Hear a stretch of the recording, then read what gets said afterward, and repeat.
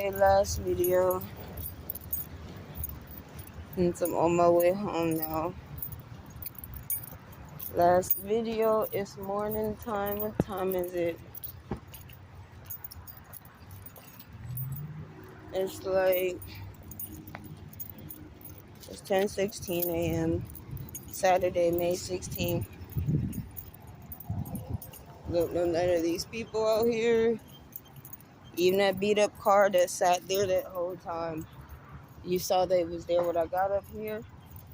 You see it's still there. I could have sworn I seen that beat up white car on my street before. So, yeah, it's weird. I've seen that Drake before as well. With it tore up like that. Well, you need to learn you that unless it's your car. But you don't think you can afford that piece to come off that motherfucker. The back toe up, the front toe up. You better stop. All I did was get food for my cat. And he eats like one wet food a day, and then he'll eat hard food the rest of the day. And I give him some treats throughout the day. That's his diet. That's all I can afford. And he's got his little fupa. He ain't skinny, goddammit. That nigga little bag of potatoes, he's a little baby. Shit, that nigga ain't hungry. He just spoiled. He eat more than me.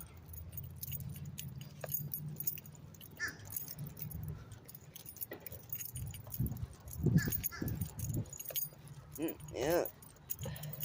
The harassment could be a lot better or stronger just because I'm them assuming that I was going to be put out or some shit. So maybe they wanted to follow niggas around and I don't know what the fuck.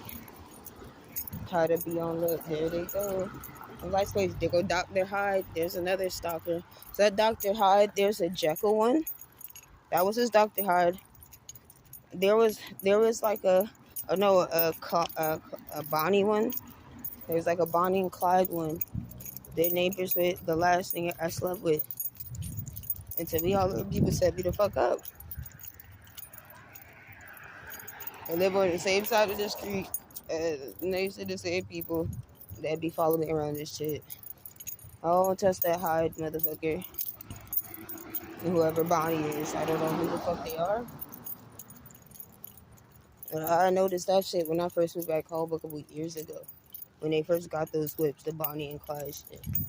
I found that strange. Yeah.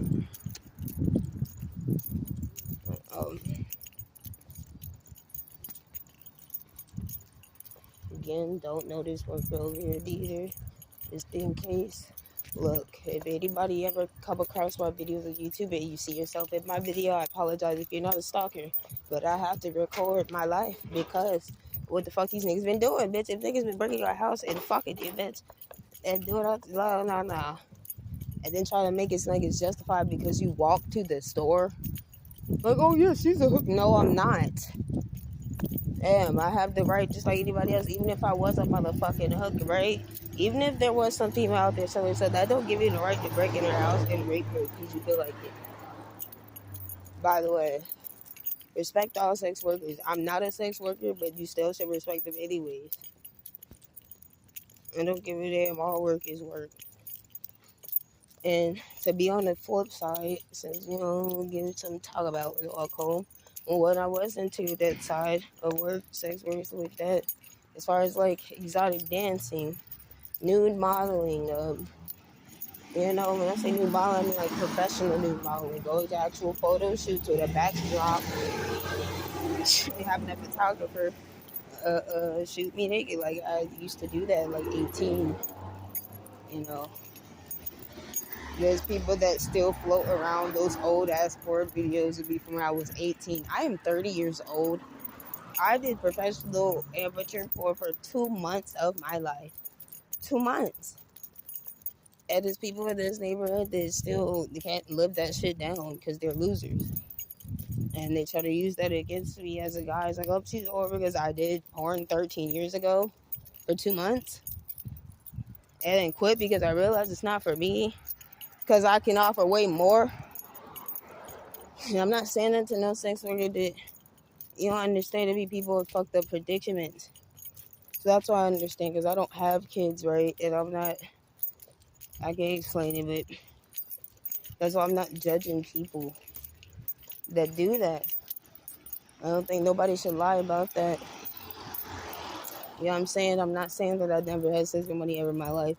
I did that once in my life with 4 different men that I dealt with that none of y'all know and never will know. Because I had my own place when I did that, and I was discreet about it. And that lasted maybe 3 months before I tried to take my fucking life. And a friend, Philip Smith, had to call a suicide hotline people to my crib. Not this place here. I had my own shit at the time. It was the only time I ever had my own place. Had signed the year lease. Wound up losing my job at the strip club. Wound up getting into it with my peoples here.